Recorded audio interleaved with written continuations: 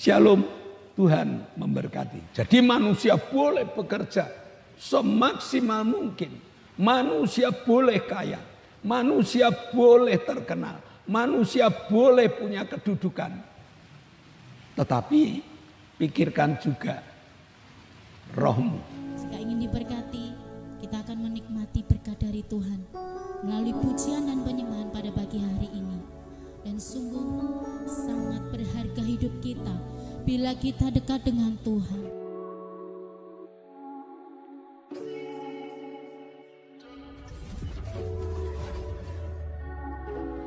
Shalom Bapak Ibu Saudara, selamat jumpa di dalam ibadah online saat ini. Sebelum kita memuji memuliakan Allah, sebelum kita menaikkan syukur padanya, kita akan bersama-sama berdoa. Mari kita berdoa. Kami mengucap syukur padamu Bapa, Engkau Allah kami yang mengasihi kami, Engkau telah jaga lindungi kami, Engkau telah pimpin berkati kami. Sekarang Bapa, kami akan bersama memuji memuliakan namamu, mengucap syukur buat kasih-Mu. Pimpin setai kami ya Bapa.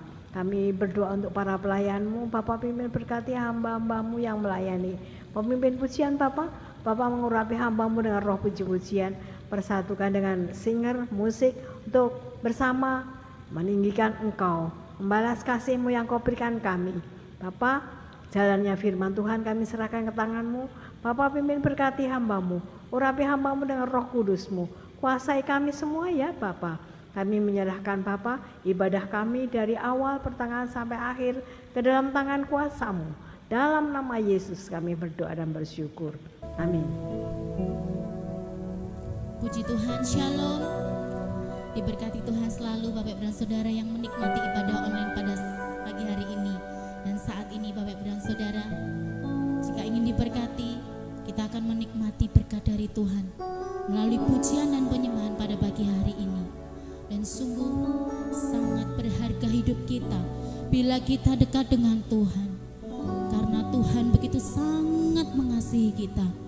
Tidak ada kata ragu lagi untuk percaya kepada Tuhan, tetap setia melayani Tuhan. Haleluya, karena Tuhan punya cara yang terbaik untuk menolong setiap hidup kita. Haleluya, mari kita masuk dalam hadirat-Nya. Yesus, Engkau sungguh baik.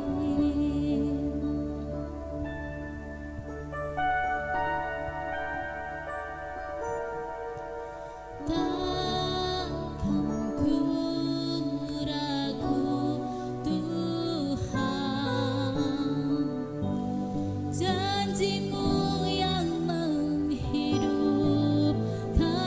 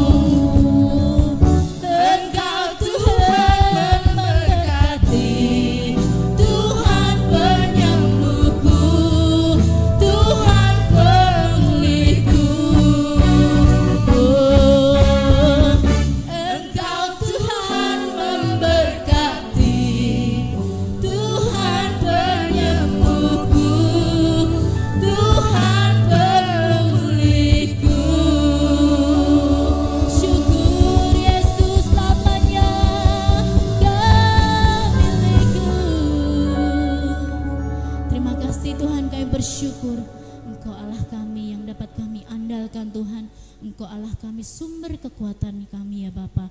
Saat ini Tuhan kami mau bersama-sama bersuka cita memuji Engkau Yesus. Kiranya kasih kemurahan-Mu boleh Engkau memberkati kami.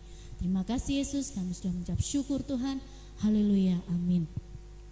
Bapak Ibu dan Saudara, mari kita bersama-sama mengucap syukur atas kebaikan Tuhan. Ya, dengan hati bersyukur kita akan memuji dan memuliakan nama Tuhan. Mari kita bersama-sama bersorak-sorai memuji Tuhan, mengucap syukur atas berkat yang Tuhan sudah berikan pada kita. Haleluya.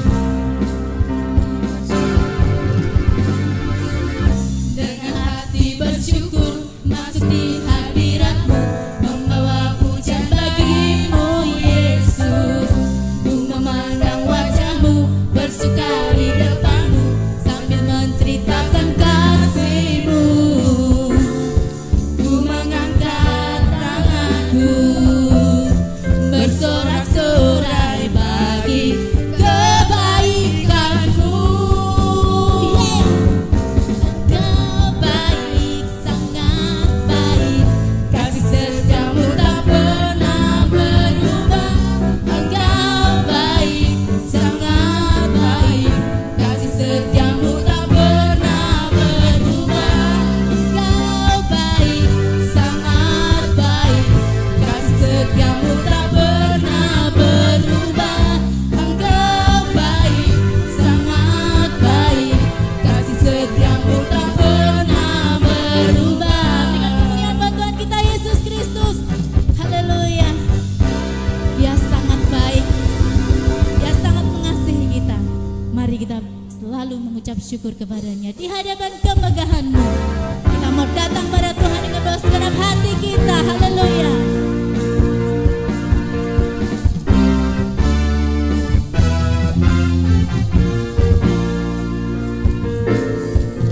Di hadapan kemegahan-Mu, ku datang menyembah-Mu, membawa hatiku, membawa hidupku. Ku teringat kasih setiamu di dalam setiap langkahku. Sungguh Engkau baik di dalam hidupku. Katakan Engkau baik. Haleluya. Teramat baik. Engkau baik. Teramat baik.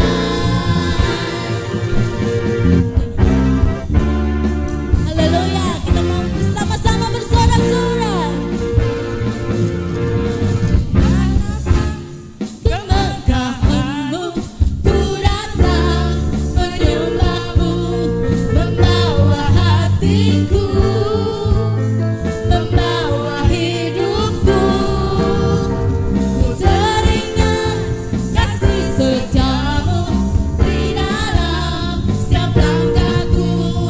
Sungguh Engkau baik di dalam hidup. Katakan Engkau baik.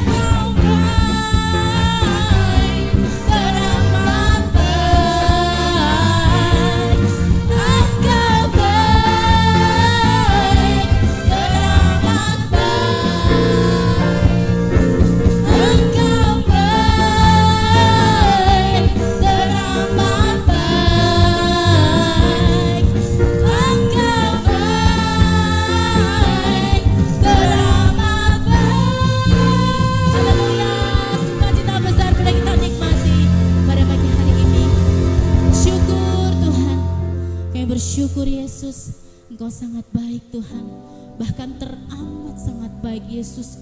Kasih-Mu Tuhan selalu menolong kami. Kasih-Mu selalu memberikan pengharapan dalam hidup kami. Mari kita mau datang pada Tuhan dengan segenap hati kita, dan kita mau mendengarkan firman Tuhan. Bila firman Tuhan ini boleh masuk dalam hidup kita dan dapat kita lakukan sesuai dengan kehendak-Nya. Terima kasih Yesus, Engkau selalu menolong hidup kami Tuhan. Haleluya.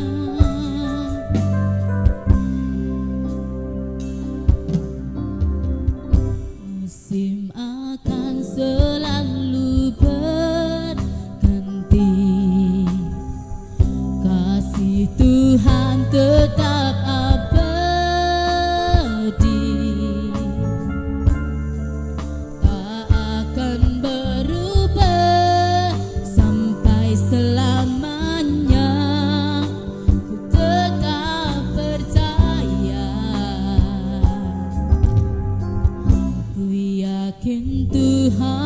memberkati.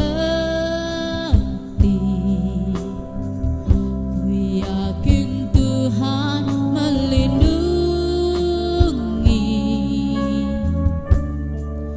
burung di udara, Tuhan pelihara karena kasih-Nya. Tuhan selalu menolongku, selalu menjagaku, sehelai di rambutku tak akan terjatuh tanpa seizinmu.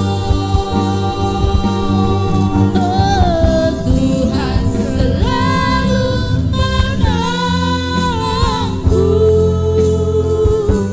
selalu menjagaku, Dia mengenyangkanku dan peliharaku seumur hidupku.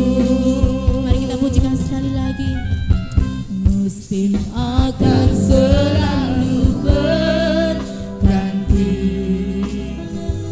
kasih Tuhan tetap abadi. Tak akan berubah sampai selamanya. Ku tetap percaya, ku yakin Tuhan memberkati.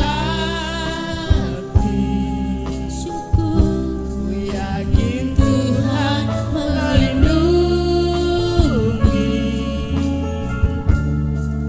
burung di udara, Tuhan pelihara karena kasih-Nya. Tuhan selalu menolongku, selalu menjagaku, sehelai di rambutku tak akan terjatuh tanpa seizinmu. Tuhan selalu menolongku, selalu menjagaku, Dia mengenyangkanku dan peliharaku seumur hidupku. Dia mengenyangkanku, Dia mengenyangkanku dan peliharaku seumur hidup. Katakan dengan iman Bapak Ibu dan Saudara. Dia mengenyangkanku dan meliharaku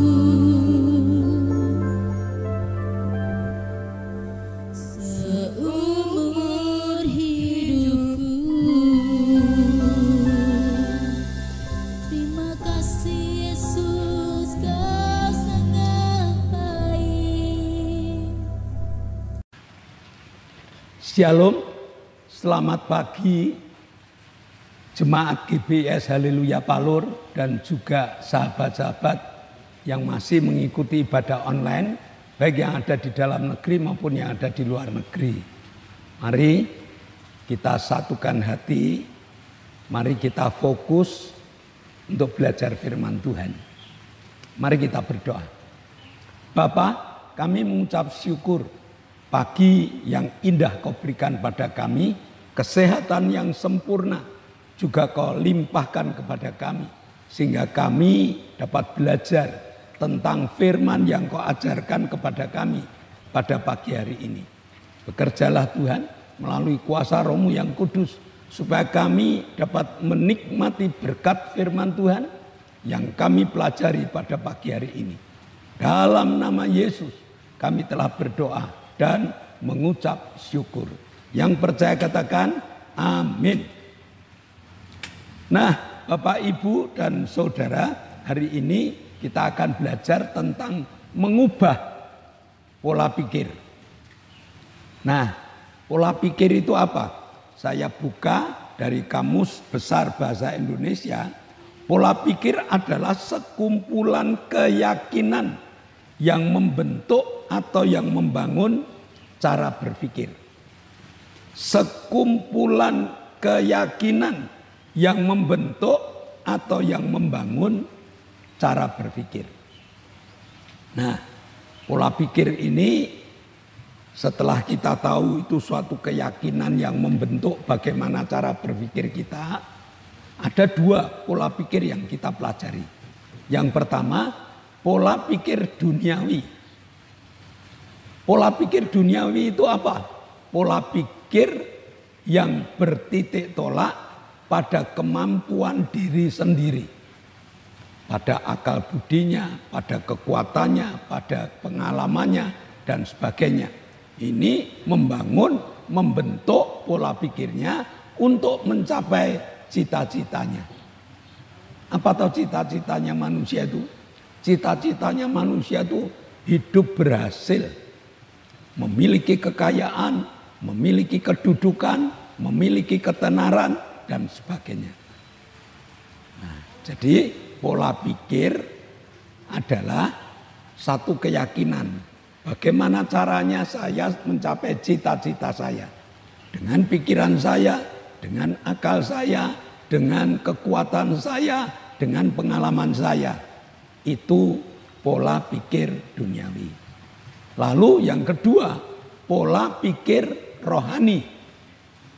Karena namanya aja pola pikir rohani, maka keyakinan rohani yang akan memimpin kita untuk mencapai cita-cita. Nah, mari untuk lebih jelasnya, untuk lebih gamblangnya dalam kita belajar, saya beri beberapa contoh. Yang pertama diambil dari Lukas 12 ayat 19. Lukas 12 ayat 19. Ini contoh pola pikir duniawi. Sesudah itu aku akan berkata kepada jiwaku, jiwaku, ada padamu banyak barang tertimbun untuk bertahun-tahun lamanya. Beristirahatlah, makanlah, minumlah, dan bersenang-senanglah. Ini satu contoh pola pikir duniawi yang berhasil. Dia mengatakan, aku punya banyak barang di gudang. Gudang ini penuh, buat gudang yang lain. Aku adalah orang yang berhasil memiliki kedudukan. Aku adalah orang yang terkenal. Maka dia mengatakan, jiwaku, sekarang kamu bersenang-senanglah. Jiwaku, sekarang beristirahatlah. Nah, sesudah itu dia tidak pernah memikirkan. Saya ulang, dia tidak pernah memikirkan akhir hidupnya.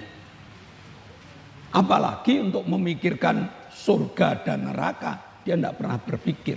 Yang penting orang hidup itu berhasil. Yang penting orang hidup itu terkenal. Yang penting orang hidup itu punya kedudukan. Begitu mati, apa yang terjadi?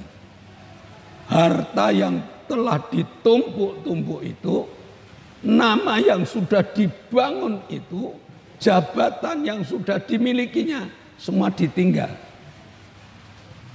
Jiwanya kemana? Rohnya kemana? Dia tidak pernah berpikir. Dan ini banyak. Orang memiliki pola pikir seperti ini banyak. Dia tidak pernah memikirkan bagaimana rohku nanti. Maka mari kita memilih. Jadi nanti setelah kita belajar pola pikir ini, kita disuruh oleh Tuhan untuk memilih. Yang kedua, pola pikir rohani. Pola pikir rohani ini adalah pola pikir yang berasal atau keyakinan, saya ulang, keyakinan yang bertitik tolak dari kerohaniannya, dari rohnya. Nah, Yesus mengajarkan pola pikir ini. Jadi manusia boleh bekerja semaksimal mungkin. Manusia boleh kaya. Manusia boleh terkenal. Manusia boleh punya kedudukan. Tetapi pikirkan juga rohmu. Dan orang yang berpola duniawi itu biasanya egois. Biasanya hanya mementingkan aku. Biasanya tidak pernah memikirkan orang lain. Tetapi pola pikir rohani ini ada bagian untuk memikirkan orang lain. Ada sifat yang dipupuk agar mereka dapat menikmati kehidupan, kebersamaan dan sebagainya. Yesus menawarkan pola pikir rohani. Pola pikir rohani ini selain mengejar keberhasilan, dia juga memikirkan bagaimana cara menikmati hidup surgawi itu. Jadi bukan hanya duniawi, bagaimana cara menikmati hidup surgawi itu. Caranya, karena Yesus yang mengajarkan, Yesus memberikan cara mendengar panggilannya dan menanggapi lalu melakukan. Mendengar, menanggapi, lalu melakukan. Contoh, Lukas 5 ayat 4. Simon menjawab, "Guru, telah sepanjang malam kami bekerja keras dan kami tidak menangkap apa-apa. Tetapi karena engkau menyuruhnya, aku akan menebarkan jala juga." Petrus adalah seorang nelayan. Belum pernah merasakan sesial malam itu. Dia pulang pasti membawa ikan, entah banyak entah sedikit. Hari itu nihil. Lalu ketemu dengan Yesus. Yesus mengatakan, "Aku pinjam perahumu, aku akan mengajar orang banyak." Petrus dengan hati yang mendongkol, maka perahunya dipinjamkan dan dia menahkodai perahu itu. Yesus berdiri di perahu itu mengajar orang banyak. Petrus mendengar firman Tuhan juga. Selesai mengajar, Yesus mengatakan, "Yuk Petrus, bertolak ke tempat yang dalam." Petrus sudah tanda tanya. Siang hari di tempat yang dalam, dia tidak punya jala yang dalam, mau ngapain? Nah, sesudah sampai di tempat yang dalam, Yesus mengatakan, "Petrus, tebarkanlah jalamu." Maka tidak aneh kalau Petrus berkata, "Guru, telah sepanjang malam aku bekerja keras, tidak menangkap apa-apa. Tetapi karena engkau menyuruh, aku tebarkan jalaku." Apa yang terjadi? Petrus mendapat ikan 2 perahu penuh. Jala hampir koyak. Dia panggil teman-temannya, lalu teman-temannya datang, jala itu dibawa ke perahu, lalu ikannya mulai dituang ke perahu itu, 2 perahu penuh. Petrus tersungkur di kaki Yesus. Dan dia mengatakan, "Tuhan, tinggalkan aku tidak layak. Dengan pola pikirku semalaman aku tidak dapat apa-apa. Dan saat ini engkau memberikan mata hatiku terbuka. Ikan itu diberikan pada teman-temannya, Petrus mengikut Yesus. Pola pikir yang berubah. Tadinya dia seorang egois. Tadinya dia seorang yang cukup kikir. Karena penghasilan itu ya cukup dimakan hari itu. Hari itu ada perubahan. 2 perahu penuh ikan. Disuruh teman-temannya. Disuruh membagi-bagikan. Dan Petrus ikut Yesus. Mengubah pola pikir. Yang kedua, Yohanes 3 ayat 3. Yesus menjawab, katanya, aku berkata kepadamu, sesungguhnya jika seorang tidak dilahirkan kembali, ia tidak dapat melihat kerajaan surga. Seorang guru agama namanya Nikodemus.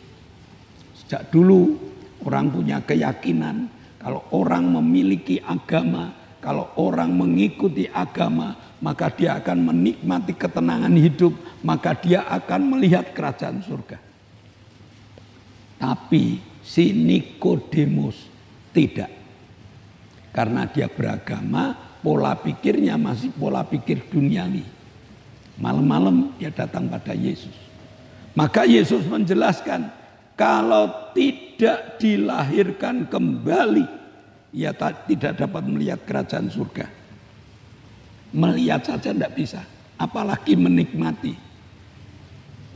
Maka Nikodemus tertarik. Dia mulai tanya jawab dengan Yesus.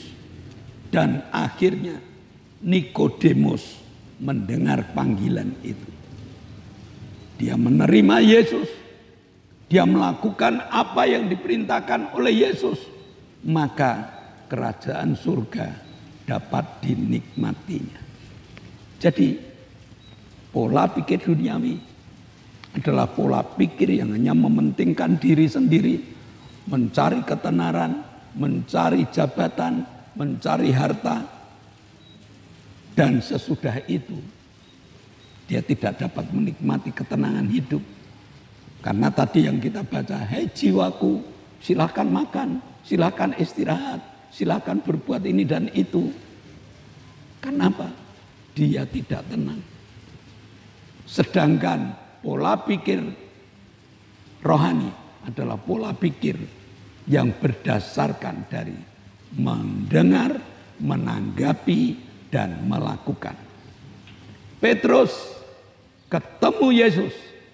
Petrus mendengar panggilan Tuhan. Petrus menikmati berkat. Dan Petrus menikmati hidup di dalam serasa kerajaan surga. Hidup serasa kerajaan surga. Nikodemus, guru agama yang tidak pernah mengenal kerajaan surga.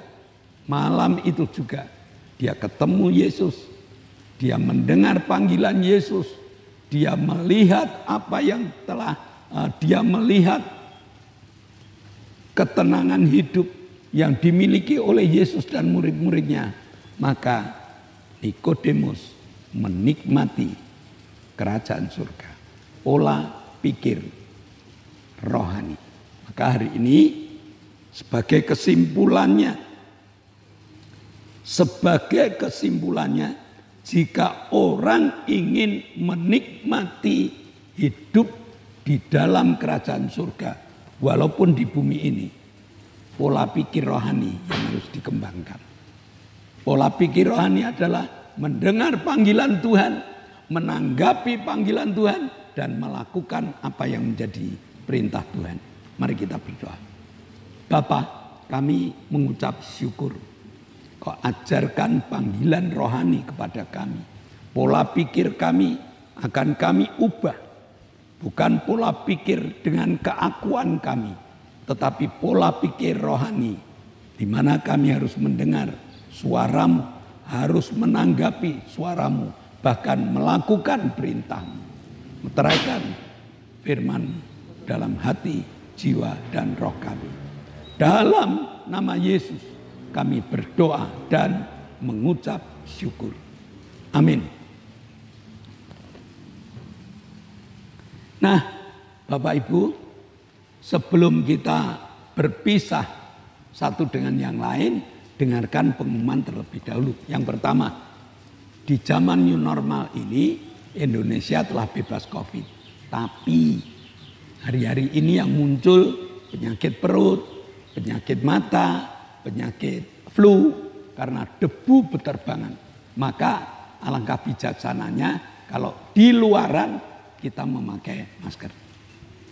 Yang kedua, GBIS Haleluya Balur sudah mengadakan ibadah on-site, ibadah tatap muka dengan jadwal jam 7 pagi ibadah sekolah minggu, jam 9 ibadah raya, dan setelah jam 9 ada ibadah anak muda remaja.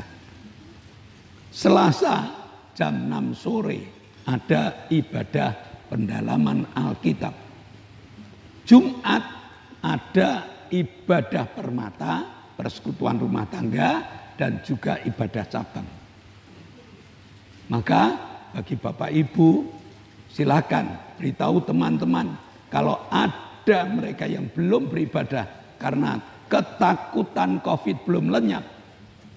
Silakan GBS Haleluya Balur buka pintu seluas-luasnya agar Bapak Ibu dapat beribadah bersama dengan kami.